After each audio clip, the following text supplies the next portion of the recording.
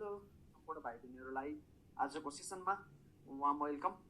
आज हामी तिम्रो भोल्युम 2 को युनिट 9 जुन चाहिँ बोनस एक्ट 2030 को हामी चर्चा गर्न गइरहेका छौँ र हामी त्यो ऐन पढ्छौँ। सायद हाम्रो हाम्रो यो क्याप 2 को कर्पोरेट एन्ड अदर लजको सबैभन्दा पुरानो एक्ट मध्येको यो एउटा एक्ट हो जुन चाहिँ नेपाल राजपत्रमा प्रकाशन भएको छ 1 चैत्र 2030 मा।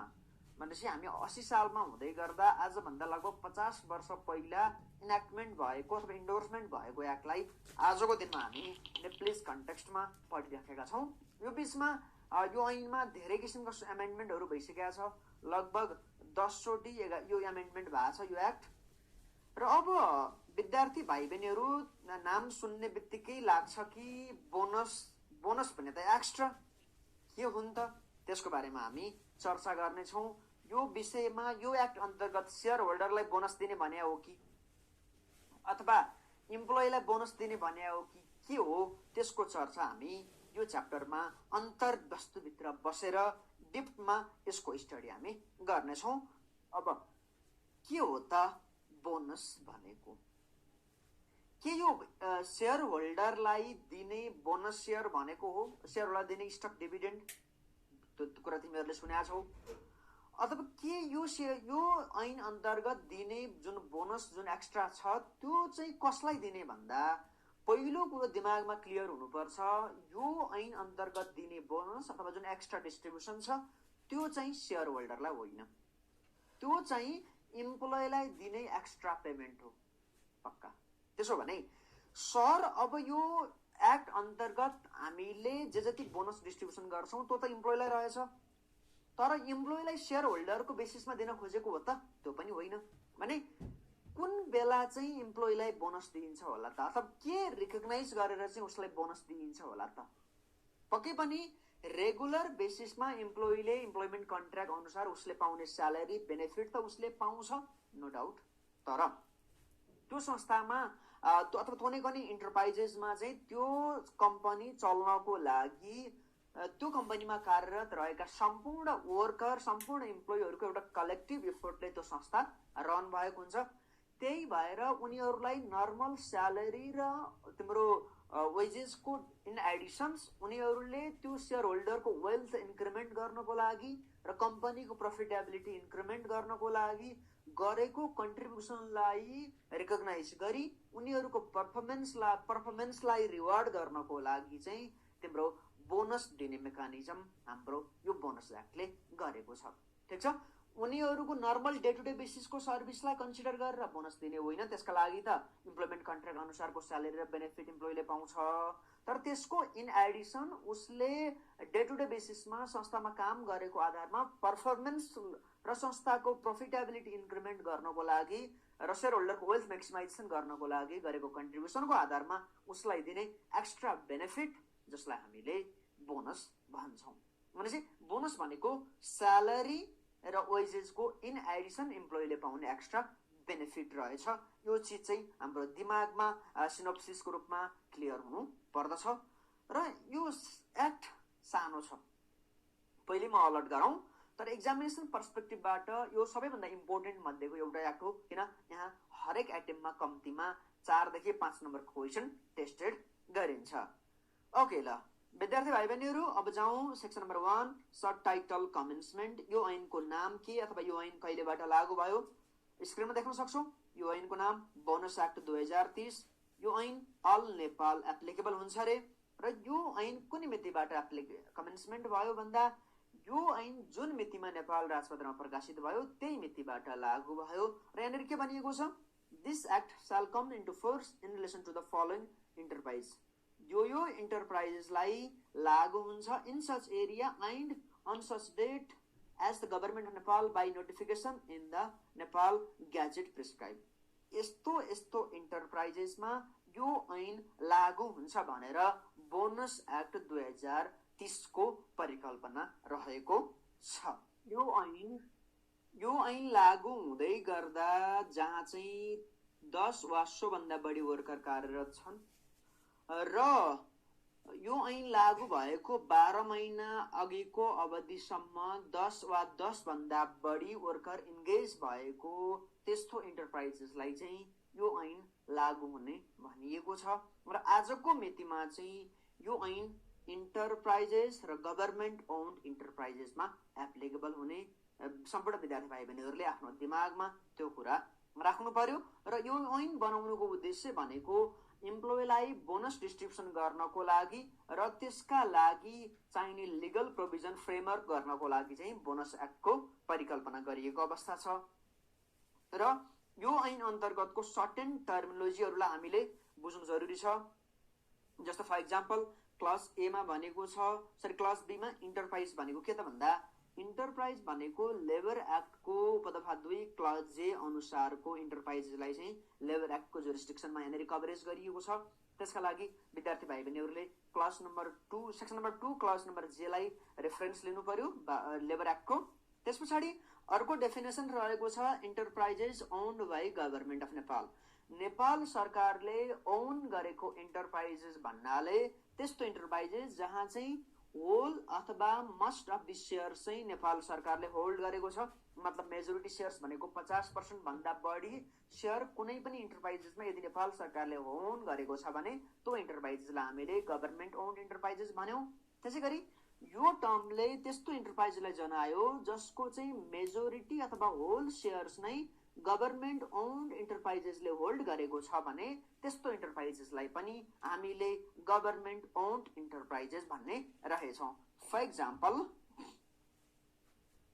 ए लिमिटेड एउटा कम्पनी हो जसमा नेपाल सरकारले तिम्रो 60% सेयर्स होल्ड गरेको छ। यसमा चाहिँ होल्ली ओन्ड सेयर्स चाहिँ नेपाल सरकारले होल्ड गरेन, तर मेजोरिटी सेयर्स नेपाल सरकारले होल्ड गरेको हुनाले हामीले अब ए लिमिटेडलाई गभर्नमेन्ट ओन्ड इन्टरप्राइजेस भन्यौं, किनकि यसमा नेपाल सरकारको मेजोरिटी सेयर्स होल्ड रहेछ। ठीक छ। त्यसैगरी विद्यार्थी भाइ बहिनीहरू अब ए लिमिटेडले पनि अर्को कम्पनीमा सेयर होल्ड गर्न सक्छ। सपोज मानौं ए लिमिटेडले बी लिमिटेडको सेयर्स होल्ड गर्यो जसमा चाहिँ मानौं 100% सेयर्स होल्ड गरेको छ ए लिमिटेडले। भनेपछि ए लिमिटेडको त 100% सेयर होल्डिङ भयो, तर यहाँनिर गभर्नमेन्ट अफ नेपालको डाइरेक्ट सेयर होल्डिङ छैन बी लिमिटेडमा।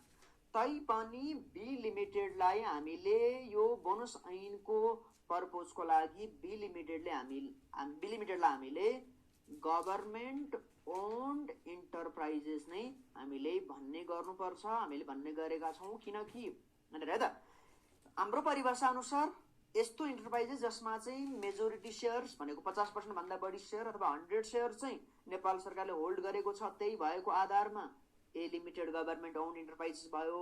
त्यसैगरी त्यस्तो इन्टरप्राइजेस जुन चाहिँ गभर्नमेन्ट ओन्ड इन्टरप्राइजेस छ र उसले अर्को इन्टरप्राइजेसमा 50% वा सो भन्दा बढी सेयर होल्ड गरेको छ, अथवा 50% भन्दा बढी सेयर्स मेजोरिटी सेयर होल्ड गर्यो अथवा 100% सेयर होल्ड गरेको छ भने पनि त्यस्तो इन्टरप्राइजेसलाई पनि नेपाल सरकारले डाइरेक्टली सेयर होल्डिङ नगरे तापनि गभर्नमेन्ट ओन्ड इन्टरप्राइजेस मार्फत सेयर होल्डिङ गरेको हुनाले यहाँनिर बी लिमिटेडलाई पनि गभर्नमेन्ट ओन्ड इन्टरप्राइजेस भनिएको हो। त्यसैगरी फिस्कल इयर आर्थिक वर्ष भनेको कुनै पनि कालखण्डको 12 महिनाको अवधि इन जनरल। भनेपछि नेप्लिस कन्टेक्स्टमा हेर्ने हो भने तिम्रो श्रावण 1 देखि आषाढ मसान्तसम्मको 12 महिनाको अवधिलाई तिम्रो फिस्कल इयर भनिन्छ। र अर्को भनेको इम्प्लोइ, किन हामीले यो ऐन अन्तर्गत दिने बोनस भनेकै इम्प्लोइको पर्फर्मेन्स रिवार्ड गर्नको लागि चाहिँ उसलाई दिने एडिसनल पेमेन्ट भनेका छौं। त्यो भनेपछि इम्प्लोइ भनेको त्यो त बुझ्नुपर्छ हैन। Employee means a person working in an enterprises on salary or wage. Salary तनाखा वेजमा चाहिँ काम गर्ने गरी उसलाई सुपरभाइजरी काम गर्न, एडमिनिस्ट्रेटिभ काम गर्न, टेक्निकल अथवा अन्य कुनै पनि किसिमको काम गर्नको लागि हायर गरिन्छ र यो टर्मले इन्टरप्राइजेसमा काम गर्ने कर्मचारीहरूलाई जनाउँछ। ठीक छ। र अब इम्प्लोइले प्राप्त गर्ने स्यालेरी अथवा वेजेस भनेको यो ऐनको पर्पजको लागि के हो भन्दा त त्यो कुनै पनि इम्प्लोइले काम गरे बापत उसले प्राप्त गर्ने रेमुनरेसन जुन चाहिँ अलवेज पेएबल इन भनेर हेर्दा always payable in cash for the work done in an enterprises. इन्टरप्राइजेसमा काम गर्दै गर्दा उसले क्याशमा प्राप्त गरेको स्यालेरी बेनिफिट जसलाई हामीले स्यालेरी अथवा वेज भन्यौँ यो ऐनको पर्पजको लागि।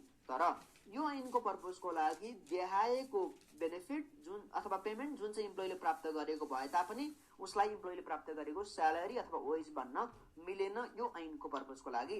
जस्तो उसले electricity, water supply, medicine, travel, bonus यो ऐन अन्तर्गत प्राप्त गरेको बोनस, प्रोभिडेन्ट फन्ड भनेको रिटायरमेन्ट पर्पजको लागि इम्प्लोयरले गर्ने कन्ट्रिब्युसन अथवा अन्य कुनै किसिमको सब्सिडी, यस्ता बेनिफिटहरू अथवा यस्ता रिवार्ड अथवा यस्ता एडिसनल पेमेन्टहरूलाई चाहिँ हामीले तिम्रो स्यालेरी अथवा वेजको रूपमा कन्सिडर गर्नु भएन। त्यस पछाडि अर्को बोनस रुलले भनेको छ इम्प्लोइले प्राप्त गर्ने ओभर टाइमलाई पनि उसले प्राप्त गरेको स्यालेरी अथवा वेजको हिस्सा मानिने छैन, जुन चाहिँ यो बोनस एक्टको लागि मात्रै हो। त्यस पछाडि यो ऐनको पर्पजको लागि म्यानेजमेन्ट भन्नाले लेबर ऐनको सेक्सन्स 2 क्लज आर अनुसारको व्यक्तिलाई म्यानेजमेन्ट भनिन्छ। डिपार्टमेन्ट अफ लेबर भनेको नेपाल सरकारको श्रम विभाग। त्यस पछाडि अहिलेको पर्पजको लागि त department of labour and occupational safety भन्ने नाम चेन्ज गरिएको छ। त्यस पछाडि लेबर अफिस भनेको नेपाल सरकारले इस्टाब्लिस गरेको श्रम कार्यालयहरू, लेबर कोड श्रम ऐन 2074 को दफा 151 अनुसार इस्टाब्लिस भएको श्रम कोड, श्रम अदालत। त्यस पछाडि अन्य प्रिस्क्राइब भनेको चाहिँ यो ऐन अन्तर्गत बनेको रुल्समा भने बमोजिमका कुराहरूलाई चाहिँ एज प्रिस्क्राइबको रूपमा यहाँनिर प्रिस्क्राइब गरियो। अब त्यसो भने यो ऐन अन्तर्गतका टर्मिनोलोजीहरू हामीले पढ्यौँ अथवा इम्प्लोइलाई दिने बोनस र शेयर होल्डरलाई दिने बोनस अथवा कुन चाहिँ यो ऐन अन्तर्गतको कुरामा जुरिस्डिक्सन अथवा त्यो एरिया एप्लिकेबल हुने त्यसको लजिक पनि मैले बताएँ। त्यसो हो भने अब विद्यार्थी भाइ बहिनीहरू के हो त इन्टरप्राइजेस, त्यसको लागि कहीँ न कहीँ हामीले लेबर एक्टको रेफरेन्स लिनुपर्ने हुन्छ। लेबर एक्टको क्लज नम्बर जे सेक्सन नम्बर 2 त्यसको कन्टेन्ट हामी हेरौँ है त एकचोटि। ल है त लेबर एक्टको सेक्सन 2 क्लज जेले के भन्छ त कस्ता संस्थालाई चाहिँ इन्टरप्राइज भनियो त भन्दा यसले any company, private form, partnership form अथवा कोअपरेटिभ संस्थाहरू, associations or any other organization established or incorporated or formed or operated in pursuant to the prevailing law। प्रचलित कानुन अनुसार कुनै पार्टिकुलर इन्डस्ट्री, कुनै सर्भिस, कुनै अकुपेसन रेन्डर गर्ने तर नाफा आर्जन गर्ने होस् वा नाफा आर्जन नगर्ने उद्देश्य भएका संस्थाहरू, बिजनेस अर्गनाइजेसनहरूलाई चाहिँ यो ऐनको पर्पजको लागि इन्टरप्राइजेसको परिभाषाको रूपमा राखिएको छ। यसको आशय हामीले company, private form, partnership form, cooperative organisations, associations अथवा अन्य कुनै पनि अर्गनाइजेसन्स जुन चाहिँ प्रिभेलिङ ल अनुसार इस्टाब्लिस भएको छ र तिनीहरू इस्टाब्लिसमेन्ट हुनेको अब्जेक्टिभ भनेको कुनै इन्डस्ट्री, कुनै अकुपेसन, सर्भिस रेन्डर गर्ने र अब्जेक्टिभ प्रफिट अर्न गर्ने मोटिभ हुन पनि सक्छ, नहुन पनि सक्छ भने त्यस्ता संस्थाहरूलाई हामीले कलेक्टिभली इन्टरप्राइजेस भन्ने हाम्रो दिमागमा बुझ्नु पर्यो है त। अब हामी जानुपर्छ ऐनको दफा 3 जुन चाहिँ बोनस एक्टको दफा 3 को हामी कुरा गर्न गइरहेका छौँ। यहाँनिर treatment of branches and sub branches भन्न खोजिएको छ। फर इक्जाम्पल नबेल ब्याङ्क भनेको नेपाल राष्ट्र ब्याङ्कबाट ब्याङ्किङ अथवा फाइनेन्सियल ट्रान्जेक्सन गर्ने गरी लाइसेन्स प्राप्त गरेको क वर्गको ब्याङ्क हो। अब उसको अल नेपाल डिफ्रेन्ट 100 ब्रान्चेसहरू छ, ठिक छ। भनेपछि यो ऐनको पर्पजको लागि सपोज मानौ नबेल ब्याङ्कको तिम्रो धनगढीमा एउटा ब्रान्च छ, नबेल ब्याङ्कको ताप्लेजुङमा एउटा ब्रान्च छ भने त्यो दुईटा ब्रान्चेस अलग अलग आइडेन्टिटी भएको इन्टरप्राइजेसको हो र होइन। ती सबै इन्टरप्राइजेसको जे जति ब्रान्चेस सब ब्रान्चेसहरू अल ओल्ड छरिएर रहेको छ ती सबैलाई इन्टरप्राइजेसको एउटा कम्पोनेन्टको रूपमा हामीले ट्रिट गर्नुपर्छ। जुनसुकै जहाँसुकै छरिएर रहेको ब्रान्च भए पनि ओभरअल कम्पनी त एउटै हो, ओभरअल इन्टरप्राइजेस त एउटै हो। त्यही भएको हुनाले यो दफाले भन्यो वर्ष ऐनको दफा 3 जुन चाहिँ बोनस एक्टको दफा 3 को हामी कुरा गर्न गइरहेका छौँ। यहाँनिर treatment of branches and sub branches भन्न खोजिएको छ। फर इक्जाम्पल नोबेल ब्याङ्क भनेको नेपाल राष्ट्र ब्याङ्कबाट ब्याङ्किङ अथवा फाइनेन्सियल ट्रान्जेक्सन गर्ने गरी लाइसेन्स प्राप्त गरेको क वर्गको ब्याङ्क हो। अब उसको अल नेपाल डिफ्रेन्ट 100औं ब्रान्चेसहरू छ, ठिक छ। भनेपछि यो ऐनको पर्पजको लागि सपोज मानौँ नोबेल ब्याङ्कको तिम्रो धनगढीमा एउटा ब्रान्च छ, नोबेल ब्याङ्कको ताप्लेजुङमा एउटा ब्रान्च छ भने त्यो दुईटा ब्रान्चेस अलग अलग आइडेन्टिटी भएको इन्टरप्राइजेसको हो र ती सबै इन्टरप्राइजेसको जे जति ब्रान्चेस सब ब्रान्चेसहरू अल ओल्ड छरिएर रहेको छ ती सबैलाई इन्टरप्राइजको एउटा कम्पोनेन्टको रूपमा हामीले ट्रिट गर्नुपर्छ। जुनसुकै जहाँसुकै छरिएर रहेको ब्रान्च भए पनि ओभरअल कम्पनी त एउटै हो, ओभरअल इन्टरप्राइजेस त एउटै हो। त्यही भएको हुनाले यो दफाले भन्यो for the purpose of computation of the bonus under this act, branches and sub-branches of the enterprises situated in various places shall be treated as the part of the enterprises. भनेपछि नेपालभित्र नेपाल बाहिर जहाँसुकै रहोस् तर त्यो इन्टरप्राइजेसको ब्रान्चेस सब branches रहेछ भने तिनीहरू overall isolated संस्थाहरू होइन, तिनीहरू इन्टरप्राइजेसकै एउटा फाइनेन्सियल युनिट अथवा एउटा पर्फर्मेन्स युनिट भएको हुनाले त्यो सबै ब्रान्चेस सब ब्रान्चेसलाई चाहिँ इन्टरप्राइजको एउटा कम्पोनेन्टको रूपमा ट्रिट गर्नु पर्यो र बोनस डिस्ट्रिब्युसन गर्ने पर्पजको लागि ओभरअल इन्टरप्राइजेसको फाइनेन्सियल पर्फर्मेन्स हेरिन्छ। कुनै पार्टिकुलर ब्रान्चको पर्फर्मेन्सको आधारमा त्यहाँका इम्प्लोइलाई बोनस डिस्ट्रिब्युसन अथवा उसको बोनस पाउने राइटमा कुनै पनि किसिमको विभेद गरिनु हुँदैन। फर इक्जाम्पल नोबेल ब्याङ्कको तिम्रो सुर्खेतमा भएको ब्रान्च लसमा गएको छ तर नोबेल ब्याङ्कको तिम्रो गोर्खामा भएको ब्रान्च प्रफिटेबल स्टेजमा पुगेको छ भने के त्यो बेलामा लसमा गएको छ भनेर सुर्खेत ब्रान्चको स्टाफलाई बोनस नै नदिने अथवा धेरै प्रफिट अर्न गर्यो भनेर गोर्खा ब्रान्चको स्टाफलाई धेरै प्रफिट दिने अथवा धेरै बोनस डिस्ट्रिब्युसन गर्ने त त्यो होइन, किनकि this two branches are treated as the component of the Nobel bank limited which is classified as enterprises subject to the definitions of labour act. त्यही भएको हुनाले Nobel bank as a whole एउटा enterprises भयो र उसको कति छ त प्रफिटेबिलिटी त्यसको ओभरअल फाइनेन्सियल पर्फर्मेन्सको आधारमा चाहिँ बोनस डिस्ट्रिब्युसन गर्ने हो। कुनै पनि पार्टिकुलर ब्रान्चेस सब ब्रान्चेसको इम्प्लोइको पर्फर्मेन्सको आधारमा बोनस डिस्ट्रिब्युसन गर्ने कुरामा कुनै पनि किसिमको विभेद गरिनु हुँदैन। त्यसैगरी ऐनको दफा 4ले बताएको कुरा अब हामी डिस्कस गरौँ। Submission of the financial statement to the department of labour अथवा लेबर अफिसलाई फाइनेन्सियल स्टेटमेन्ट बुझाउने भन्ने कुरा चाहिँ ऐनको दफा 4ले गरेको छ। ऐनको दफा 4ले भने अनुसार management of every enterprises shall prepare the balance sheet and profitability and submit audited copy to the labor office within 6 months from the completion of the fiscal year। विद्यार्थी भाइ बहिनीहरु हाम्रो संस्थाको लागि चाहिँ हामीले यो सेक्सन नम्बर 4 को जुन हेडिङ छ नि यसलाई हामीले डिपार्टमेन्ट अफ लेबरको सट्टामा लेबर अफिस भनेर तिमीहरुले आफ्नो स्टडी टेक्स्टमा सच्याउने है। र अब त्यो पार्टिकुलर इन्टरप्राइजेसको म्यानेजमेन्टले फिस्कल इयर सकिएको 6 महिना भित्रमा आफ्नो फाइनेन्सियल स्टेटमेन्ट पठाउनु पर्छ। इन जनरल 6 महिना भित्रमा अडिट कम्प्लिट गरेर अडिटेड फाइनेन्सियल स्टेटमेन्ट पठाउने, सकिएन भने चाहिँ अनअडिटेड फाइनेन्सियल स्टेटमेन्ट भए पनि पठाउनु पर्यो। तर यहाँनेरि अब कसैले कम्प्लेन गर्यो लेबर अफिसलाई चाहिँ के भनेर भन्दा ब्यालेन्स सिट र प्रफिटेबिलिटी स्टेटमेन्ट जुन बुझाइएको छ त्यो चाहिँ फल्स रहेछ भने अब labour office may exercise all remarking and checking powers. Labour अफिसले अब त्यो फाइनेन्सियल स्टेटमेन्टलाई चेक गर्न र त्यसलाई अब्जर्भ गर्न उसले सक्ने रहेछ र त्यो पावर भनेको चाहिँ कम्पनी ऐन अनुसार इस्टाब्लिस भएको रेगुलेटरीलाई बडीलाई जस्तै गरी लेबर अफिसले एक्सरसाइज गर्न सक्ने रहेछ। मतलब त्यो लेबर अफिसले कम्पनी रजिस्ट्रारको कार्यालय अथवा अफिस अफ कम्पनी रजिस्ट्रारले गर्न सक्ने रेगुलेटरी पावर जस्तै गरी फाइनेन्सियल स्टेटमेन्टलाई चेक गर्न सक्ने उसको एउटा पावर रहेछ। यसको मतलब दफा 4 अनुसार कुनै पनि इन्टरप्राइजेसले उसको आफ्नो म्यानेजमेन्टले त्यो फिस्कल इयर सकिएको 6 महिना भित्रमा इन्टरप्राइजेसको फाइनेन्सियल स्टेटमेन्ट चाहिँ लेबर अफिसलाई बुझाउनु पर्यो। तर कसैले कम्प्लेन गर्यो कि फाइनेन्सियल स्टेटमेन्ट जुन लेबर अफिसमा बुझाइएको छ त्यसमा चाहिँ फल्सिफाइड म्याटर्सहरू गलत विवरणहरू राखिएको छ भने त्यो पार्टिकुलर सिचुएसनमा लेबर अफिसले पनि प्रिभेलिङ ल अनुसार ओसीआरले अथवा अफिस अफ कम्पनी रजिस्ट्रारले गर्न सक्ने इन्भेस्टिगेटिभ पावर अथवा त्यो फाइनेन्सियल स्टेटमेन्ट चेक गर्न सक्ने उसको पावर पनि यो ऐन अनुसार लेबर अफिसले एक्सरसाइज गर्न सक्ने रहेछ।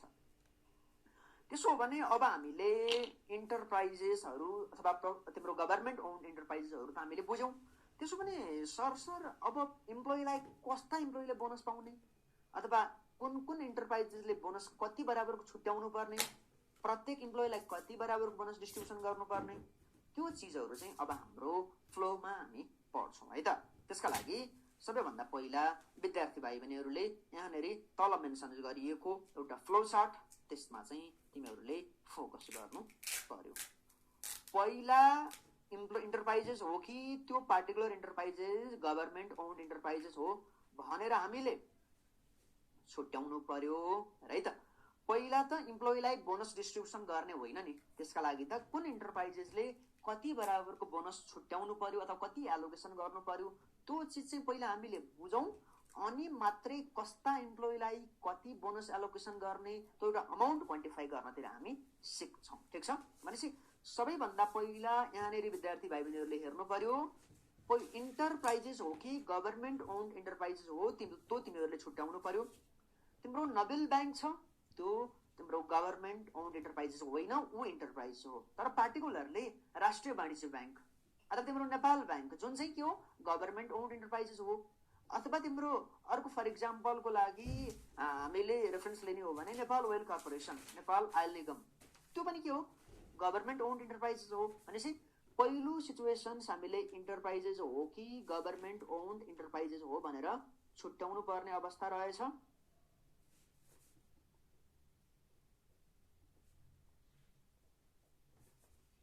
त्यस पछाडि गभर्मेन्ट ओन्ड इन्टरप्राइजेस हो कि इन्टरप्राइजेस मात्रै हो भनेर हामीले छुट्याइसकेपछि इन्टरप्राइजेस छ भने उसले प्रफिट अर्न गरेको छ या छैन, प्रफिट मेकिङ हो या होइन।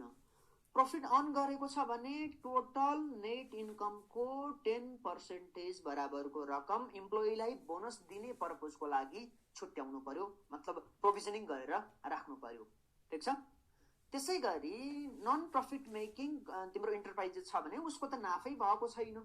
ठिक छ, नाफा नभइसकेपछि इम्प्लोइलाई एक्स्ट्रा रिवार्ड दिने भन्ने चिज त भएन, त्यो बेलामा कुनै पनि एलोकेसन गर्नु पर्दैन। भनेको गभर्मेन्ट के अरे तिम्रो इन्टरप्राइजेस छ जुन चाहिँ प्रफिट मेकिङ छ भने टोटल नेट इन्कमको 10% चाहिँ हरेक प्रफिट मेकिङ इन्टरप्राइजेसहरूले एलोकेसन गर्नु पर्यो। यो नेट इन्कम भनिए कि हाउ टु कम्प्युट त्यो चाहिँ म एउटा केस लको साथसाथै ऐनको दफा 5 मा सम्झाउँछु, तर अहिले बेसिक ओभरभ्यू विद्यार्थी भाइ बहिनीहरूले सम्झने। अब जाउँ गभर्मेन्ट ओन्ड इन्टरप्राइजेसको केसमा के चिज चाहिँ हामीले बुझ्नु पर्यो त भन्दा पहिलो त्यो पार्टिकुलर इन्टरप्राइजेसको अब्जेक्टिभ अथवा उसको उद्देश्य के हो। प्रफिट अर्न गर्ने उसको उद्देश्य हो वा प्रफिट अर्न गर्ने उसको उद्देश्य होइन। यदि उसको उद्देश्य प्रफिट अर्न गर्ने होइन भने उसले कुनै पनि किसिमको बोनस एलोकेसन गर्नु, बोनस छुट्याउनु पर्दैन। जब बोनसै छुट्याउनु पर्दैन भनेको इम्प्लोइलाई प्रोभिजनिङ नै क्रिएट गर्नु पर्दैन, प्रोभिजन फर बोनस भनेर, भने त्यो सिचुएसनमा चाहिँ अब बोनस एलोकेसन गर्ने भन्ने बोनस डिस्ट्रिब्युसन गर्ने भन्ने कुनै सवाल नै पैदा हुँदैन। ठिक छ, त्यसै गरी अर्को सेगमेन्ट भनेको गभर्मेन्ट ओन्ड इन्टरप्राइजेस हो, कुनै पनि डाउट छैन। तर त्यो गभर्मेन्ट ओन्ड इन्टरप्राइजेसको अब्जेक्टिभ के छ, प्रफिट मेकिङ गर्ने अब्जेक्टिभ छ भने अब त प्रफिट मेकिङ गर्ने अब्जेक्टिभ छ, प्रफिट अर्न गर्यो भने त डिस्ट्रिब्युसन त गर्नु पर्ला। त्यसका लागि पहिला त्यो गभर्मेन्ट ओन्ड इन्टरप्राइजेस कुन एरियामा अपरेट गरेको छ भनेर हामीले आइडेन्टिफाई गर्नु पर्यो। मोनोपोली एरियामा हो कि नन मोनोपोली एरिया। जस्तो मोनोपोली एरिया भनेको एउटा मात्रै कम्पिटिटर, एउटा मात्रै इन्टरप्राइजेसले त्यो व्यवसाय मात्रै सञ्चालन गर्न पाउने, जस्तो नेपाल आयल निगम जसको चाहिँ पेट्रोलियम तिम्रो प्रोडक्टमा नेपालमा एकाधिकार छ, अरू कसैले पनि त्यो बिजनेसमा हात हाल्न पाउँदैन।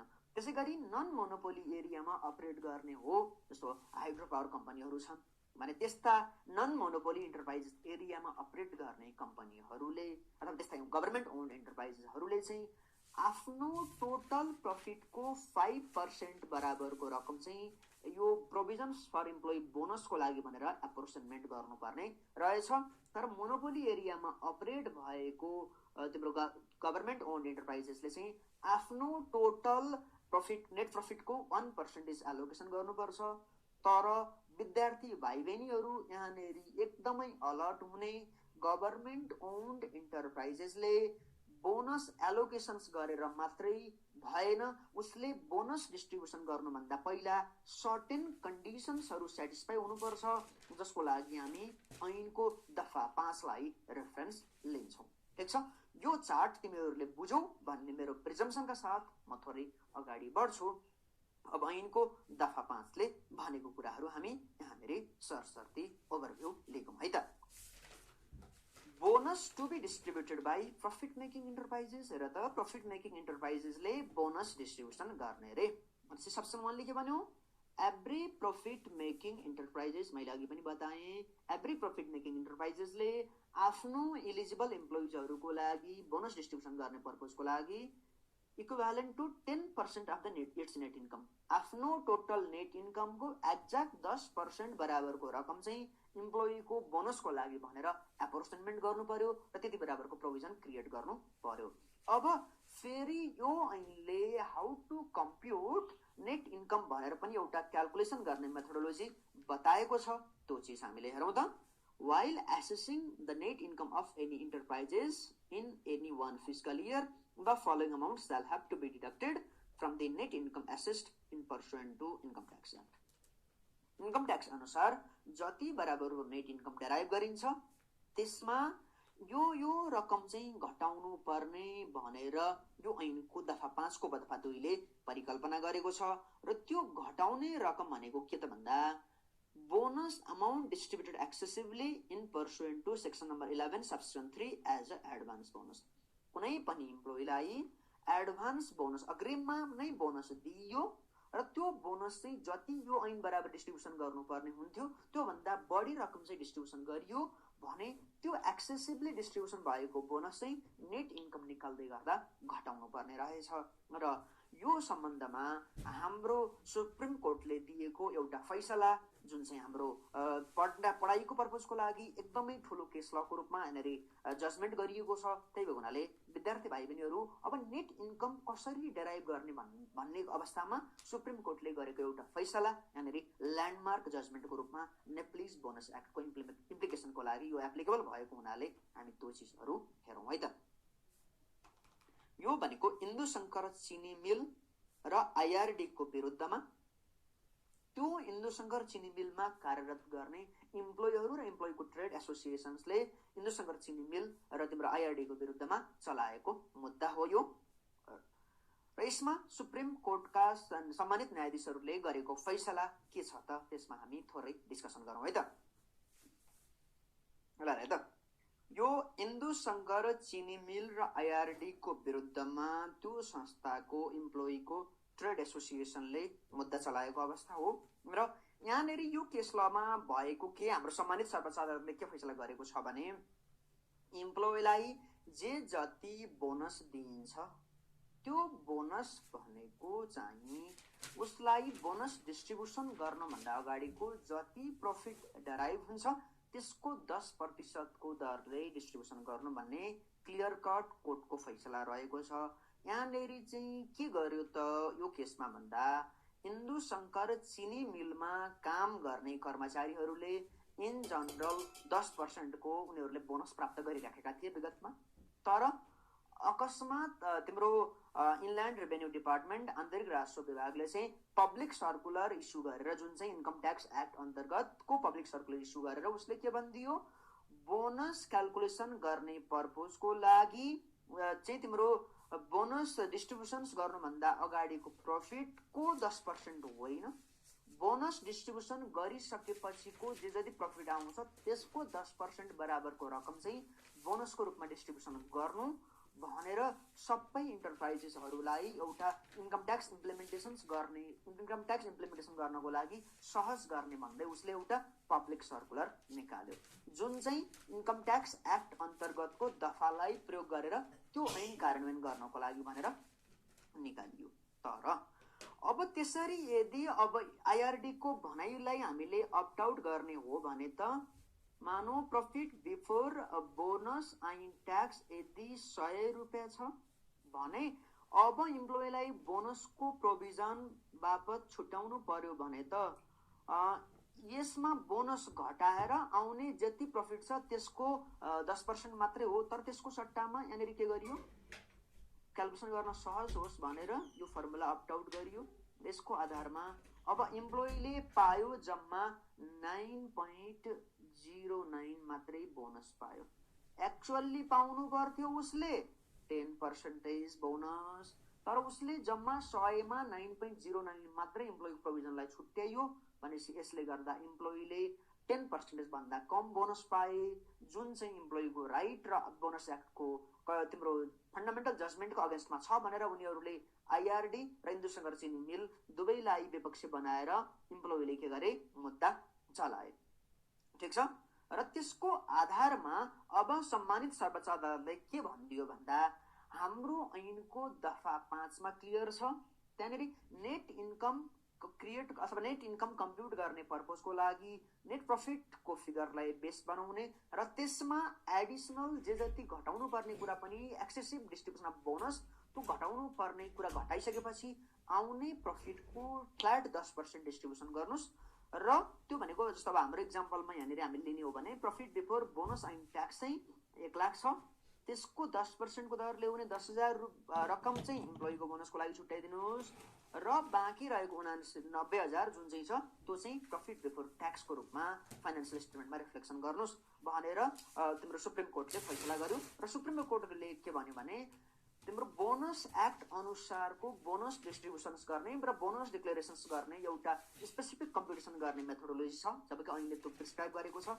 तर आइआरडी को सर्कुलर भनेको इन्कम ट्याक्स एक्टलाई सिस्टमेटिक इम्प्लिमेन्टेसन गर्नको लागि भनेर निकालिने एक्ट हो, निकालिने त्यो एउटा पब्लिक नोटिफिकेसन हो।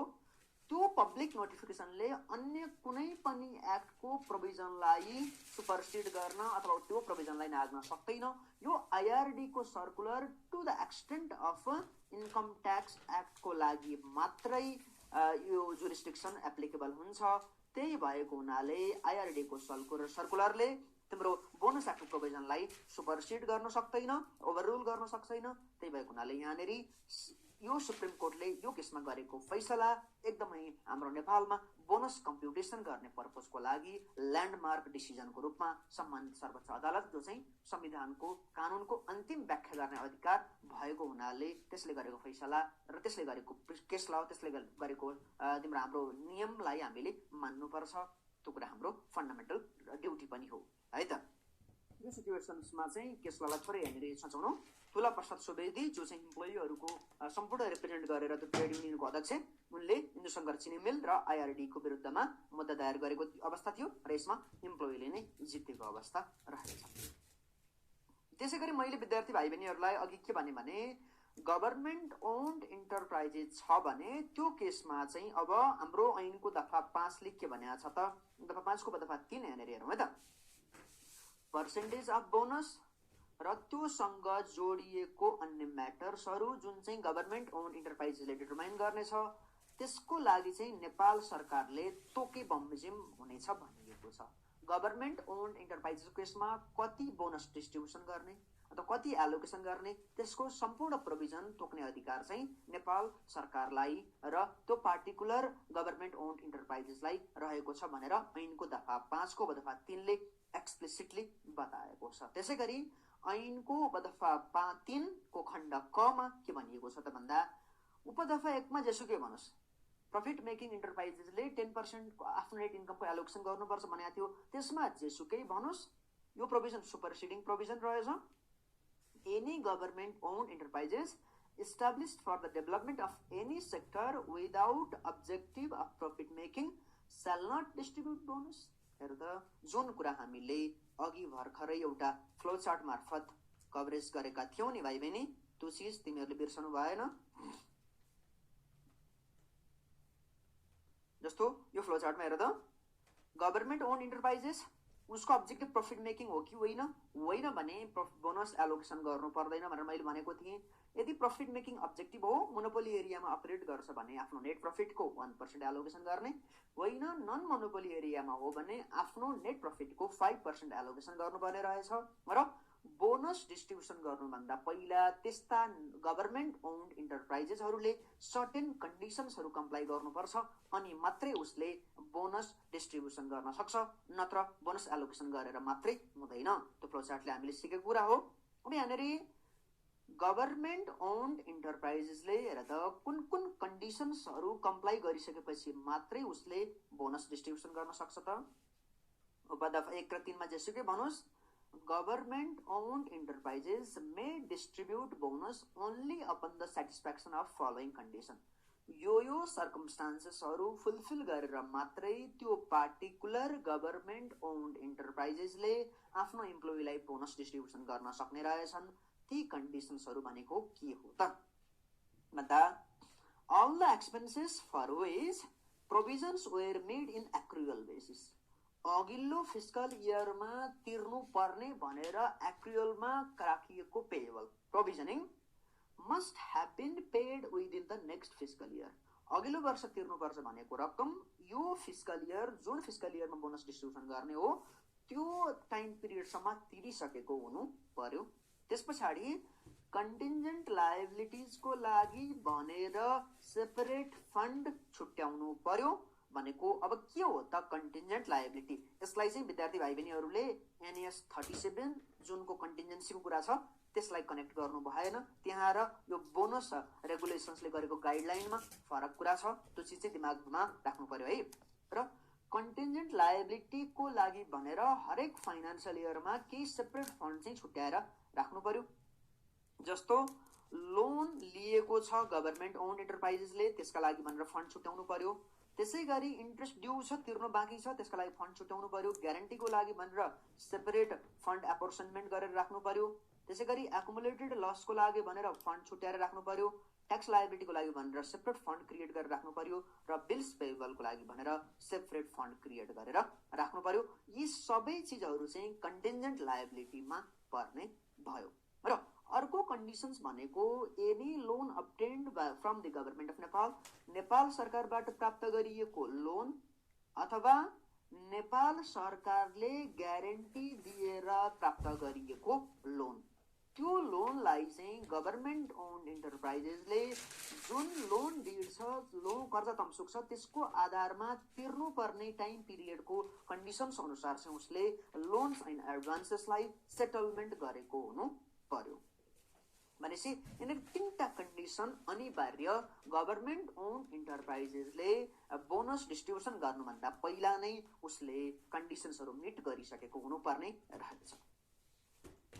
अब त्यो बोनस डिस्ट्रिब्युसन गर्नको लागि कुन कुन टर्म्स एन्ड कन्डिसन्सहरू यहाँनिर फुलफिल हुने भन्दा अघिल्लो इन्कम इयरमा जे जति एक्रुअल बेसिसमा तिम्रो पेएबल भनेर देखाइयो त्यो चाहिँ यो ऐन अनुसार तिम्रो नेक्स्ट फिस्कल इयरमा चाहिँ डिपोजिट गरेको अथवा सरी पे गरेको हुनु पर्यो। र कन्टिन्जेन्ट लायबिलिटीको लागि भनेर सेपरेट फन्ड मेन्टेन गरेको हुनु पर्यो र त्यो फन्डमा छुट्याइएको रकम म्यान्डेटरीली डिपोजिट पनि हुनु पर्यो। भनेपछि अब त्यो कन्टिन्जेन्ट लायबिलिटी भनेको के, लोन लिएको छ, इन्ट्रेस्ट ड्यू छ, ग्यारेन्टी छ, एकुमुलेटेड लसेस छ, ट्याक्स लायबिलिटी छ, बिल्स पेएबल छ, यस्ता विभिन्न सिचुएसन्स विभिन्न लायबिलिटीहरू जुन चाहिँ छ कन्टिन्जेन्ट लायबिलिटी त्यसको लागि भनेर सेपरेट फन्ड क्रिएट गर्नु पर्यो, प्रफिटबाट छुट्याउनु पर्यो। त्यस पछाडि प्रफिटबाट छुट्याएर तिम्रो यो रकम बराबरको फन्ड नभए फन्डकोमा रकम जम्मा नभएसम्म बोनस डिस्ट्रिब्युसन गर्न पाइँदैन। जस्तो मानौ गभर्मेन्ट ओन्ड इन्टरप्राइजेस लसमा छ तर यो वर्ष प्रफिट भयो भने त्यो एकुमुलेटेड लस बराबरको रकम चाहिँ पहिला सेपरेट फन्डमा छुट्याउनु पर्यो, त्यस बराबरको एडिसनल प्रोभिजन क्रिएट गर्नु पर्यो अनि मात्रै बल्ल बोनस डिस्ट्रिब्युसन गर्न पाइयो, नत्र त्यतिकै हावातालमा बोनस डिस्ट्रिब्युसन गर्न पाइएन। यो चाहिँ अलिकति टाइट गर्न खोजिएको हो तिम्रो गभर्मेन्ट ओन्ड इन्टरप्राइजेसलाई है त। यो चाहिँ तिम्रो नोबेल ब्याङ्क नेपाल ब्याङ्क लिमिटेडको लागि यस्तै किसिमको मुद्दा परेको थियो जुन चाहिँ 2073 सालमा यही कुरालाई चाहिँ समेट्नको लागि भनेर लेबर रेगुलेसन्समा तिम्रो अलिकति टाइट प्रोभिजनहरू टाइट कन्डिसन्सहरू चाहिँ यहाँनिर राखिएको छ है त। अर्को भनेको चाहिँ गभर्मेन्ट अफ नेपालबाट लोन लियो अथवा नेपाल सरकार जमानत बसेर उसैले ग्यारेन्टी दिएर तिम्रो कुनै पनि गभर्मेन्ट ओन्ड इन्टरप्राइजेसहरूले लोन लिन्छ भने लोन तमसुक जुन कर्जा तमसुक छ त्यसको आधारमा लोन तिरेको छ तिर्नु पर्दछ, यदि तिरेको छैन भने बोनस डिस्ट्रिब्युसन गर्न पाइएन। यो त भयो गभर्मेन्ट ओन्ड इन्टरप्राइजेस र इन्टरप्राइजेसहरूले कति बराबरको बोनस एलोकेसन गर्ने भन्ने प्रावधान। अबको लागि एक दुईवटा क्वेसन्समा म भाइ बहिनीहरूलाई लिएर जान्छु। जसमा हेर त आरक्यू अथवा आरक्यू1 मा Can an entity failing to repay loan installment distribute bonus from the profit earned? अब प्रफिट अर्न गरेको छ तर उसले लोन इन्स्टलमेन्ट अनुसार तिर्न सकेको छैन, के उसले बोनस डिस्ट्रिब्युसन गर्न सक्छ? सक्दैन। त्यसका लागि हामीले अघि भर्खरै गभर्मेन्ट ओन्ड इन्टरप्राइजेसको केसमा दफा 5 त्यसको उपदफा 3 खण्ड ख अथवा खण्ड बी अनुसार चाहिँ हामीले यहाँनिर के गर्यौं, थर्ड कन्डिसन्स मिट नभएको अवस्था भएको कारणले गर्दा हामीले त्यो सिचुएसन्समा गभर्मेन्ट ओन्ड इन्टरप्राइजेसले बोनस डिस्ट्रिब्युसन गर्न सक्दैन भन्ने कुरा हामीले गरेका थियौं। त्यही कुरा यहाँ रेफरेन्समा दिइयो।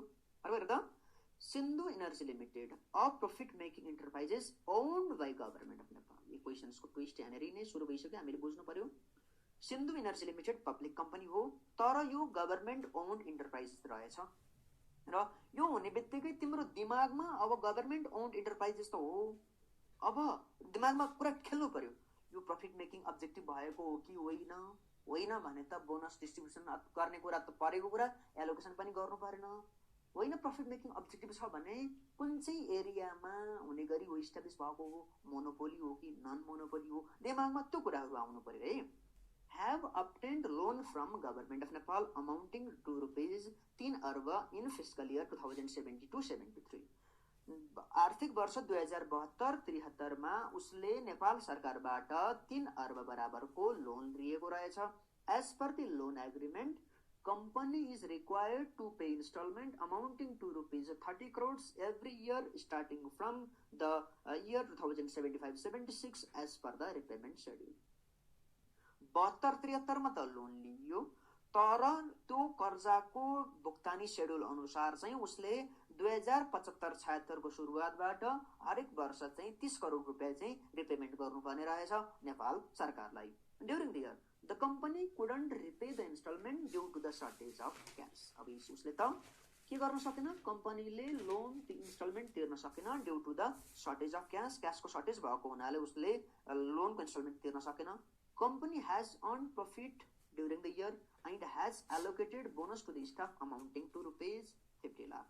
यो वर्ष प्रॉफिट अर्न गर्यो र आफ्नो स्टाफलाई 50 लाख बराबरको बोनस तिम्रो डिक्लेरेसन्स गर्यो, भनेको त्यसको लागि छुट्याएर राख्यो, एलोकेसन गर्यो। त्यो त पाइयो, एलोकेसन गर्न त पाइयो, तर यहाँनिर क्वेशन्सको के बीचमा के ट्विस्ट भइसक्यो भने गभर्मेन्टबाट लोन लिएको, तर लोनको टर्म्स एन्ड कन्डिसन्स अनुसार, लोनको तम्सुक अनुसार चाहिँ उसले लोन चुक्ता गर्न सकेन। Managing director of the company wants to know about the conditions to be fulfilled by the government owned enterprises to distribute the bonus. भनेपछि तिमीलाई अब म्यानेजिङ डाइरेक्टरले के सोध्यो भन्दा कुन कुन कन्डिसन चाहिँ फुलफिल गर्नुपर्छ बोनस डिस्ट्रिब्युसन गर्नुभन्दा पहिला। भनेपछि बोनस डिस्ट्रिब्युसन गर्नुभन्दा पहिलाको गभर्मेन्ट ओन्ड इन्टरप्राइजेसले फुलफिल गर्ने कन्डिसन्स तिमीले लेख्नु पर्यो। त्यसको इन एडिसन यो सिचुएसनमा लोनको टर्म्स एन्ड कन्डिसन फुलफिल नभएको हुनाले सिन्धु इन्टरप्राइजेस लिमिटेडले बोनस डिस्ट्रिब्युसन गर्न सक्दैन भनेर भन्नु पर्यो है त। यो त भयो गभर्मेन्ट ओन्ड इन्टरप्राइजेस केसमा। त्यसैगरी अब अर्को क्वेशन हेरौँ त, can a profit making entity distribute bonus without writing off accumulated loss. भनेपछि प्रॉफिट मेकिङ एन्टिटी भनेको त गभर्मेन्ट ओन्ड इन्टरप्राइजेसलाई भन्न खोज्या होला कि इन्टरप्राइजेसलाई भन्न खोज्या होला कि, भनेपछि यो केसमा क्वेशन त साइलेन्ट छ। त्यही भएको हुनाले क्वेशन्समा अनलेस अदरवाइज प्रोभाइडेड हामीले के मान्नु पर्यो भने त्यो एन्टिटी भनेको इन्टरप्राइजेस हो भनेर हामीले एजम्सन गरौँ। यो मेरो सल्लाह हो, होइन केही पनि छैन भने तिमीले एज पर ओन जजमेन्ट तिमीले गभर्मेन्ट ओन इन्टरप्राइजेस पनि मान्न सक्छौ, इन्टरप्राइज पनि मान्न सक्छौ, तर एडुकेट तिम्रो एजम्सन हुनु पर्यो। यहाँनिर क्वेशन्सले के भन्यो, can profit making enterprises entity distribute bonus without writing off accumulated losses. Accumulated loss write off नगरिकन उसले बोनस डिस्ट्रिब्युसन गर्न सक्छ सक्दैन। अब के हो त त्यो कुरा हेरौँ है त। Distribution of the bonus section number 5 अनुसार गभर्मेन्ट ओन्ड इन्टरप्राइजेसको केसमा चाहिँ तिम्रो एकुमुलेटेड लस भनेको कन्टिन्जेन्ट लायबिलिटीमा पर्यो र त्यो एकुमुलेटेड लस बराबरको रकमलाई प्रॉफिटबाट एप्रोर्सनमेन्ट गरेर सेपरेट फन्डमा त्यो त्यति लस बराबर रकम डिपोजिट नगरेसम्म डिस्ट्रिब्युसन गर्न पाइएन। तर अन्य प्रॉफिट मेकिङ इन्टरप्राइजेसको केसमा चाहिँ एकुमुलेटेड लस राइट अफ गर्नुपर्छ भन्ने प्रावधान ऐनमा कहीँ कतै पनि त्यस किसिमको व्यवस्था गरिएको छैन। यो वर्ष एक्स्ट्रा सर्भिस रेन्डर गरेको कारणले गर्दा प्रॉफिट डेराइभ भयो, त्यसको आधारमा बोनस पाउने इम्प्लोइको अधिकार सुरक्षित भयो भन्ने प्रिन्सिपल चाहिँ तिम्रो इन्टरप्राइजेसको सवालमा चाहिँ एप्लिकेबल भएको पाउने गर्दछौँ हामीले। ठिक छ, अब आरक्यू 2 मा हेरौँ है त। accumulated loss of the Tim Venture Limited up to financial year 2075-76 was rupees 50 lakh. उसको accumulated loss छ 50 lakh. During the financial year 2076-77, company has made a net income of 25 lakh before the provision of taxation. अनि taxation को provisioning गर्नुभन्दा अगाडि त्यो तिम्रो team ventures लिमिटेडले चाहिँ 25 लाख बराबरको प्रॉफिट अर्न गरेको छ.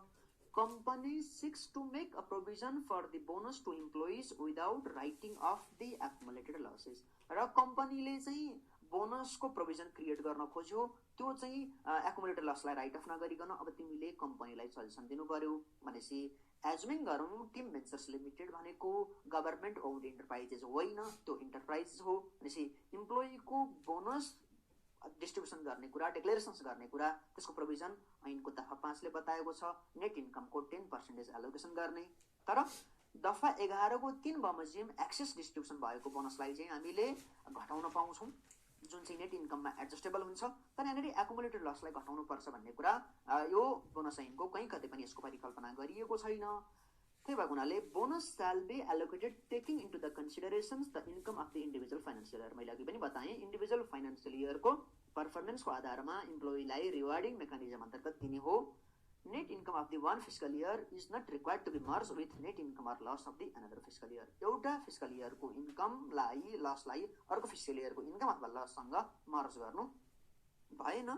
Hence Tim Ventures Limited shall make the provisions for employee bonus amount equivalent to the 10% of the net income, the contents of the company to make provisions for the bonus to employees without writing of the loss is correct. भनेपछि त्यो particular इन्टरप्राइजेसको म्यानेजमेन्टले loss एक्युमुलेसन्स भए तापनि bonus डिक्लेरेसन्स गर्ने कुरा जुन गर्यो त्यो चाहिँ विधि सम्मत छ, त्यो चाहिँ कानुन सम्मत छ. तर यही सिचुएसनमा तिम्रो गभर्नमेन्ट ओन इन्टरप्राइज भएको भए तिम्रो एन्सर थोरै फरक पर्थ्यो है त. र यही सिचुएसन्सलाई हामीले क्यारी फरवर्ड गर्दै अबको पाटोमा हामी थोरै अगाडि बढ्नुपर्छ र त्यो थोरै अघि बढ्ने सिरिजमा कस्ता कस्ता इम्प्लोइले बोनस प्राप्त गर्नको लागि इलिजिबल हुन्छन् भन्ने कुरा चाहिँ हामीले अबको सेगमेन्टमा अध्ययन गर्छौँ. त्यो कुरालाई ऐनको दफा 6 ले परिकल्पना गरेको अवस्था रहेको छ. विद्यार्थी भाइ बहिनीहरू, बाबु नानीहरू, एउटा यहाँनिर मोटिभेसन्स क्लिप सानो यहाँनिर एउटा मोटिभेसनल स्टोरी सेयर गर्छु. The best view comes after the hardest climbing. तिमी जब कुनै पनि तीर्थस्थल अथवा कुनै पनि डाँडा काँडाहरू घुम्न जान्छौ, धार्मिक पर्यटनमा जान्छौ, तिमी नेचुरल रिसोर्सेसमा घुम्न जान्छौ भने त्यो सिचुएसन्समा पहाडको फेदीमा खासै त्यति धेरै रमाइलो इन्भाइरोमेन्ट नहुन सक्छ.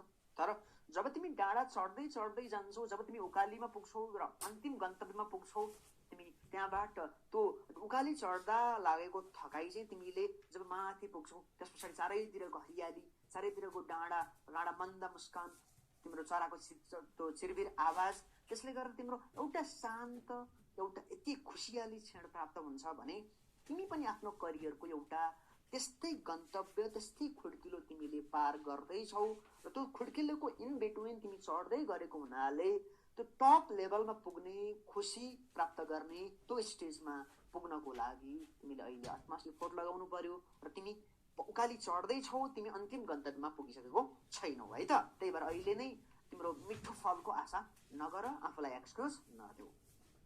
त्यो भन्दै अब कस्ता इम्प्लोइहरू चाहिँ बोनस प्राप्त गर्न इलिजिबल हुन्छन् त त्यो भनौँ हेरौँ है त. एउटा त त्यो इम्प्लोइ जो चाहिँ क्याजुअल बेसिसमा काम गरेको छ अथवा शिफ्ट बेसिसमा काम गरेको छ, त्यो इम्प्लोइ चाहिँ बोनस प्राप्त गर्नको लागि इलिजिबल हुँदैन. यहाँनिर क्याजुअल अथवा शिफ्ट बेसिसमा काम गर्नेले चाहिँ इम्प्लोइ बोनस पाउनको लागि इलिजिबल हुँदैन. सिम्पली लेबर एक्टले चाहिँ क्याजुअल इम्प्लोइमेन्टमा काम गर्ने कर्मचारी भनेको जो चाहिँ मन्थली 7 दिन वर्षभन्दा बढी काम, सोभन्दा कम काम गर्छन् भने त्यस्ता इम्प्लोइलाई चाहिँ हामीले क्याजुअल इम्प्लोइमेन्टमा काम गर्ने भन्छौँ. र यस्तै खाले जो चाहिँ रेगुलर बेसिसमा काम गर्ने होइन, जो चाहिँ अक्कल झुक्कल कहिलेकाहीँ काम गर्ने, त्यस्तो कर्मचारीलाई चाहिँ हामीले तिम्रो इम्प्लोइको बोनस पाउन अन्तर्गत चाहिँ उसलाई इलिजिबल हामीले मान्दैनौँ. त्यस पछाडि को चाहिँ इलिजिबल हुन्छ त भन्दा employee who has worked for the half of the period to be worked in a fiscal year shall be entitled to obtain bonus. भनेपछि यो पार्ट चाहिँ एकदमै ध्यान दिएर बुझ्नु पर्यो. कुनै पनि आर्थिक वर्ष भनेको 12 महिनाको अवधि मैले अघि नै सेक्सन 2 मा बताएको थिएँ। श्रावण 1 बाट सुरु भयो असार मसान्तसम्मको 12 महिनाको अवधि सामान्यतया त्यो आर्थिक वर्षभरिमा गर्नुपर्ने टोटल कामको आधा समय वा सोभन्दा बढी काम गरेको छ भने त्यो इम्प्लोइ चाहिँ बोनस प्राप्त गर्नको लागि इलिजिबल हुन्छ। भने 12 महिना काम गर्नु परेन क्या। यसको आशय त्यो पार्टिकुलर फिस्कल इयरमा टोटल गर्नुपर्ने कामको तिम्रो आधा वा सोभन्दा बढी काम गर्यो भने उसले बोनस प्राप्त गर्नको लागि यो ऐन बमोजिम ऊ इलिजिबल हुने रहेछ। र त्यस पछाडि त्यो कति समय चाहिँ काम गरेको हो भनेर त्यो वर्क डेज काउन्ट गर्नको लागि चाहिँ फलोइङ पिरियडलाई पनि हामीले कन्सिडर गर्नु पर्यो। त्यो भनेको चाहिँ के हो त भन्दा लेबर एक्टको दफा 15 बमोजिम कुनै पनि इम्प्लोइलाई रिजर्भमा राखिएको छ भने इम्प्लोइलाई रिजर्भमा राख्ने भनेको के भने मानौ कुनै बेला उद्योग धन्दामा पुग्ने बाटो बन्द भयो, डिफ्रेन्ट कारणले गर्दा हुन सक्छ। अब ठुलो पहिरो गयो जसले गर्दा 1 महिनासम्म बाटै खुलेन भने त्यो बेलामा अब इम्प्लोइलाई जबरजस्ती भए पनि आऊ भन्न त मिलेन। भनेपछि उसले पाउने टोटल स्यालेरीको आधा मात्रै तलब दिएर यदि इम्प्लोइलाई जगेडामा राखिन्छ र इम्प्लोइले आज काम नगरे पनि भोलि काम गर्न सकिन्छ भनेर उसलाई एक्स्ट्रा टाइमको लागि भनेर राखिन्छ भने त्यो इम्प्लोइलाई त्यो जुन पिरियड जहाँ चाहिँ इम्प्लोइलाई जगेडामा राखिएको छ त्यो पिरियडलाई पनि हामीले वर्क डेजमा कन्सिडर गर्नु पर्यो। त्यसै गरी कुनै पिरियड जहाँ चाहिँ इम्प्लोइ चाहिँ लिभमा छ तर पेड लिभमा भनेको तलब पाउने गरी इम्प्लोइ बिदामा छ भने त्यो समयलाई पनि वर्क डेजमा हामीले कन्सिडर गर्नु पर्यो। फर इक्जाम्पल होम लिभ, घर बिदा अथवा बिरामी बिदा, जुनको एडिसनल कुरा चाहिँ हामी विद्यार्थी भाइ बहिनीहरूले लेबर एक्टमा पढ्नेछौँ। त्यसै गरी a period of disablement caused by any accident, कुनै एक्सिडेन्टले कुनै पनि इम्प्लोइ डिसेबल भयो, ऊ घाइते भयो, अङ्गभङ्ग भयो, तर त्यो डिसेबलमेन्ट भनेको चाहिँ बिजनेस इन्टरप्राइजेसको काम गर्ने सिलसिलामा उसको दुर्घटना भयो भने त्यो पिरियड पनि उसले काम गरेको समयमा कन्सिडर गरिन्छ। ठिक छ। र यहाँनिर अब half of the period to be work in a fiscal year भनेपछि टोटल फिस्कल इयरमा 365 दिन हुन्छ, नो डाउट। 365 दिनमा सधैँ काम गर्नुपर्ने भन्ने हुँदैन। त्यसमा पब्लिक होलिडेहरू कटाएर र बिदाको दिनहरू सबै इम्प्लोइले प्राप्त गर्ने बिदाको दिनहरू कटाएर जुन दिन सबै इम्प्लोइहरू प्रेजेन्ट हुनुपर्छ त्यस्ता दिनलाई चाहिँ हामीले तिम्रो वर्किङ डेज भनेर मान्नु पर्ने हुन्छ। त्यसको बाँकी प्रोभिजन भाइ बहिनीहरूले लेबर एक्टमा पढ्नेछौँ। त्यसका लागि लेबर एक्टको दफा 40 देखि दफा 50 सम्मको सिरिज विद्यार्थी भाइ बहिनीहरूले रेफरेन्स लिन नभुल्ने है त। त्यसो भनिसकेपछि अब कोही इम्प्लोइहरू त माघमा जोइन भयो, माघको 20 गति इम्प्लोइ जोइन भयो भने फिस्कल इयर त असारमा सकिन्छ, असार एन्डमा। त्यो व्यक्तिले त्यो फिस्कल इयरको बोनस पायो त किन? उसको इम्प्लोइमेन्ट पिरियड भनेको माघ 25 गते जोइन भएको छ भने उसको त 5 महिना जम्मा 5 दिन 6 दिन त काम गरेको छ भने टोटल फिस्कल इयरको आधा समय मात्रै काम गरेको, आधा समय भन्दा नि कम काम गरेको हुनाले उसले बोनस प्राप्त गर्न इलिजिबल हुँदैन। त्यसै गरी अर्को अब कोही इम्प्लोइ तिम्रो असार साउन 1 गतेबाट नै काम गरिराखेको छ, उसले बिचमा कुनै पनि किसिमको लिभहरू केही पनि लिएको छैन, तर उसले माघको अन्तिममा गएर होइन म अब मेरो व्यक्तिगत कारणले गर्दा म काम गर्न सक्दिनँ भनेर राजीनामा दियो भने त्यो सिचुएसनमा त्यो रिजाइन गरेको इम्प्लोइले बोनस प्राप्त गर्न इलिजिबल हुने कि नहुने? हुने नि। उसले होल इयर त काम गर्नुपर्छ भनेर मैले भनेको छैन नि। मैले सिम्पली के भनेको छु, त्यो पार्टिकुलर फिस्कल इयरमा गर्नुपर्ने टोटल वर्किङ डेजको आधा समय चाहिँ काम गरेको हुनु पर्यो है। यो सिचुएसन चाहिँ हामीले यहाँनिर बुझ्नु पर्यो। अब एउटा फ्लो डायग्राम विद्यार्थी भाइ बहिनीहरूलाई देखाउनु पर्ने बेला भएको छ, तिनीहरूले यो फ्लो डायग्राम हेर्ने है त। अहिलेको फ्लो डायग्राम सेकेन्ड चार्ट चाहिँ हामीले अघि नै डिस्कसन गरिसक्यौँ होइन। अब चाहिँ यो फ्लो डायग्राम भाइ बहिनीहरूले ध्यान दिएर हेर। यहाँनिर पहिलो तिमीले आइडेन्टिफाई गर्नु पर्यो त्यो पार्टिकुलर जुन अर्गनाइजेसन छ त्यो इन्टरप्राइजेस हो कि त्यो गभर्मेन्ट ओन्ड इन्टरप्राइजेस हो।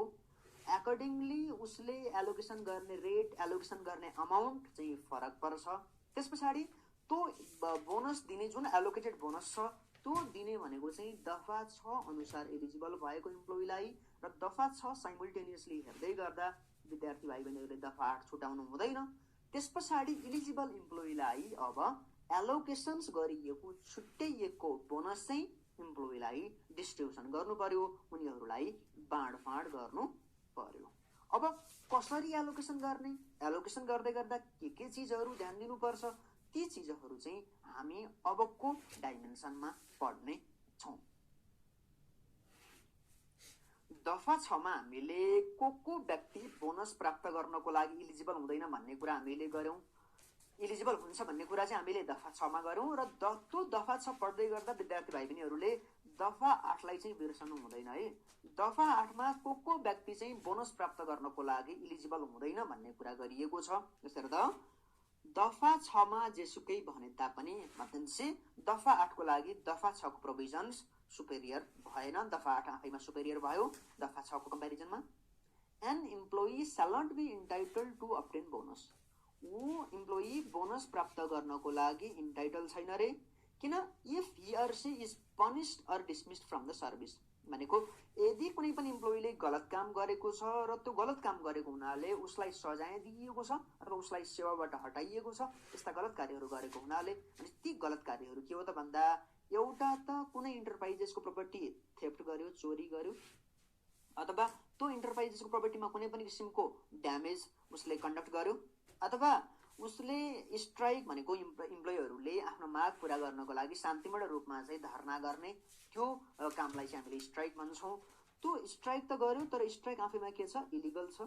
अथवा एबेटमेन्ट टु अदर फर स्ट्राइक, अरू इम्प्लोइलाई चाहिँ गलत तरिकाले स्ट्राइक गर्नको लागि उक्सायो, एबेटमेन्ट भनेको उक्साउनु, गलत काम गर्नको लागि स्ट्राइक गर्नको लागि उक्साउनु। अथवा कोही चाहिँ रियोट भनेको हुलदङ्गा गर्ने, तोडफोड गर्ने, आगजनी गर्ने हुन्छ, अथवा कसैले डिसिप्लिनको ब्रिच गर्यो भने यस्ता गलत कार्य गरेको कारणले गर्दा कोही इम्प्लोइ पनिस भएको छ अथवा ऊ सेवाबाटै हटाइएको छ भने त्यस्तो इम्प्लोइले दफा 6 मा जेसुकै भने तापनि उसले बोनस प्राप्त गर्न इलिजिबल हुँदैन। तर यहाँनिर फेरि तर भन्ने बित्तिकै केही न केही ब्यान्ड बजिहाल्छ है लिगल ल्याङ्ग्वेजमा, भाइ बहिनी हो कि होइन? पक्कै पनि हो सर। यहाँनिर हेर्दा in case of such dismissal or punishment, मानौ कुनै पनि इम्प्लोइले तिम्रो फागुन महिना चाहिँ तोडफोड गरेर स्ट्राइक गरेर बितायो र उसलाई पनिस गरियो र उसलाई सेवाबाट पनि निकालियो मानौ, तर फागुन भन्दा पहिले त्यो इम्प्लोइ एकदम राम्रो तरिकाले काम गर्ने हो भने the bonus which was entitled before committing such acts can not be denied. त्यो जति पिरियड चाहिँ उसले लफुल तरिकाले काम गरेको छ त्यो बराबरको समयको बोनस चाहिँ उसले प्रोपोर्सनेट बेसिसमा प्राप्त गर्ने रहेछ। उसले टोटल प्राप्त गर्ने बोनस चाहिँ हामीले एउटा अमाउन्ट क्याल्कुलेसन गर्नु पर्यो यदि वो बोनस प्राप्त गर्नको लागि इलिजिबल छ भने, तर त्यो मध्येको जति पिरियड चाहिँ उसले स्ट्राइकमा बिताएको छ त्यसको प्रोपोर्सनेट अमाउन्ट चाहिँ डिडक्सन गरेर रिमेनिङ पेमेन्ट मात्रै उसलाई दिनु पर्यो। ठिक छ। अब इम्प्लोइलाई बोनस त डिस्ट्रिब्युसन गर्ने, ठिक छ, तर कति समयमा बोनस डिस्ट्रिब्युसन गर्ने त त्यसको प्रावधान के छ त्यो चाहिँ हामी दफा 9 मा हेर्छौँ है त। हेर त, अब इम्प्लोइलाई दिने बोनस भनेको उसलाई कुनै गिफ्ट दिएर बाबु नानी तपाईहरु इम्प्लोइ हुनुहुन्छ, भोलिको तपाईको फ्युचर राम्रो छ, 1 लाखको तपाईको बोनस हो, त्यो बापत एउटा ल्यापटप लिनुस् न भन्न मिलेन। किन यसको आशय यो ऐन अन्तर्गत डिस्ट्रिब्युसन गरिने बोनस अलवेज क्याशमा नै दिनु पर्यो, काइन्डमा कुनै पनि चीज हुन सक्दैन बोनसको सट्टामा। ठिक छ। र यो ऐन अन्तर्गत डिस्ट्रिब्युसन गरिने बोनस 8 महिनाभित्र फिस्कल इयर सकिएको 8 महिनाभित्र डिस्ट्रिब्युसन गरिसक्नुपर्छ भनेको माघ मसान्तसम्म बोनस डिस्ट्रिब्युसन गरिसक्नुपर्छ। तर यदि बोनस डिस्ट्रिब्युसन गर्न सकेन कुनै पनि इन्टरप्राइजेसले भने त्यो बेलामा लेबर अफिसमा टाइम थप्नको लागि एप्लिकेसन दिनु पर्दछ र त्यो टाइम एक्सटेन्सन गर्नको लागि दिने प्रोसेस त्यसको चाहिँ ऐनको दफा 9 उपदफा 3 ले बताएको छ। त्यसको प्रोसेस हेरौँ है त। If an application specifying the reasons of not being able to distribute the bonus within the period of subsection 2 is submitted to the labor office by the management. म्यानेजमेन्टले लेबर अफिसमा यो कारणले गर्दा मैले फिस्कल इयर सकिएको 8 महिना भित्रमा bonus distribution गर्न सकिन भनेर उसले आफ्नो लजिक आफ्नो कारण सही चाहिँ इन्फर्मेसन्सहरु तिम्रो लेबर अफिसलाई दियो भने लेबर अफिसले यदि त्यो कारण जुन चाहिँ म्यानेजमेन्टले डिस्क्लोज गरेको छ त्यो रिजन्स जेन्युइन लाग्यो भने लेबर अफिसले दुईटा कुरा गर्न सक्छ। कि त अर्को नेक्स्ट 3 महिनाभित्रमा इम्प्लोइलाई डिस्ट्रिब्युसन गर्ने बोनस तपाईहरूले डिस्ट्रिब्युसन गर्नुहोस्, अथवा अल्टरनेटिभली तपाईले 3 महिनाको समय एडिसनल दिनुको सट्टा यो वर्षको फिस्कल इयरको बोनस त तपाईहरूले बाँड्न भ्याउनु भएन, तर अर्को फिस्कल इयर जुन तुरुन्तै आउँदैछ त्यो दुईटा फिस्कल इयरको बोनस एकैचोटि बाँडिदिनुस् भनेर, नेक्स्ट फिस्कल इयरमा एकचोटि बाँडिदिनुस् भनेर लेबर अफिसले त्यो पार्टिकुलर इन्टरप्राइजेसलाई भन्ने अवस्था रहेछ। भनेपछि यो दफा 9 मा भाइ बहिनीहरूले के ख्याल गर्नु पर्यो भने यो ऐन अन्तर्गत दिने बोनस सबै क्यासमा दिइन्छ, कुनै पनि काइन्ड अलाउ छैन। त्यसैगरी बोनस डिस्ट्रिब्युसन भनेको फिस्कल इयर सकिएको 8 महिनाभित्रमा हो र त्यसपछाडि यदि त्यो टाइम पिरियड भित्रमा बोनस डिस्ट्रिब्युसन गर्न सकिएन भने त्यो पार्टिकुलर इन्टरप्राइजेस अथवा गभर्नमेन्ट ओन इन्टरप्राइजेसहरूले तिम्रो फिस्कल इयर सकिएको 8 महिनाभित्रमा बोनस डिस्ट्रिब्युसन नगर्नुको कारण के हो त्यो कारण सहित लेबर अफिसमा एप्लिकेसन दिनु पर्यो र लेबर अफिसलाई त्यो एप्लिकेसन त्यो कारण जेन्युइन लाग्छ भने उसले दुईटा अल्टरनेटिभ गर्न सक्ने रहेछ। एउटा त कि त समय एक्स्ट्रा 3 महिनाले थपिदिन सक्छ डिस्ट्रिब्युसन गर्ने समय, कि त होइन समय नथपिदिएर त्यो यो फिस्कल इयर जुन चलिराखेको छ त्यो फिस्कल इयर प्लस अघिल्लो फिस्कल इयर जसको बोनस डिस्ट्रिब्युसन गर्न बाँकी छ त्यो दुईटै फिस्कल इयरको बोनस चाहिँ नेक्स्ट इन्कम इयरमा डिस्ट्रिब्युसन गरिदिनु होला भनेर लेबर अफिसले भन्न सक्ने रहेछ। त्यो एज अ रेगुलेटरी बडी उसको स्पेसिफिक पावर त्यहाँ रहेको छ। विद्यार्थी भाइ बहिनीहरू, बोनस एक्टको फर्स्ट सिरिज हामी यतिमै इन्ड गर्छौँ, जसमा अहिलेसम्म मैले भाइ बहिनीहरूलाई के बताएँ भने यो ऐन केका लागि बनेको, कहिलेबाट एप्लिकेबल भएको, यो ऐन अन्तर्गतका टर्मिनोलोजीहरू enterprises, government own enterprises, salary, wages, employee, यस्ता टर्म्सहरू फिस्कल इयरको कुरा हामीले गऱ्यौँ। त्यस पछाडि इन्टरप्राइजेसको ब्रान्चेस सब ब्रान्चेसलाई एउटै पार्टको रूपमा कन्सिडर गर्ने, ओभरअल इन्टरप्राइजेसको फाइनेन्सियल पर्फर्मेन्सको आधारमा बोनस दिने कि नदिने डिसाइड गर्ने। त्यस पछाडि दफा 4 मा हामीले भन्यौँ तिम्रो त्यो लेबर अफिसलाई म्यानेजमेन्टले फिस्कल इयर सकिएको 6 महिनाभित्रमा फाइनेन्सियल स्टेटमेन्ट दिने। त्यस पछाडि यदि कसैले फल्सिफाइड फाइनेन्सियल स्टेटमेन्ट छ भनेर भनेको छ भने लेबर अफिसलाई एउटा इन्भेस्टिगेटिभ पावर पनि छ भनेर हामीले भन्यौँ।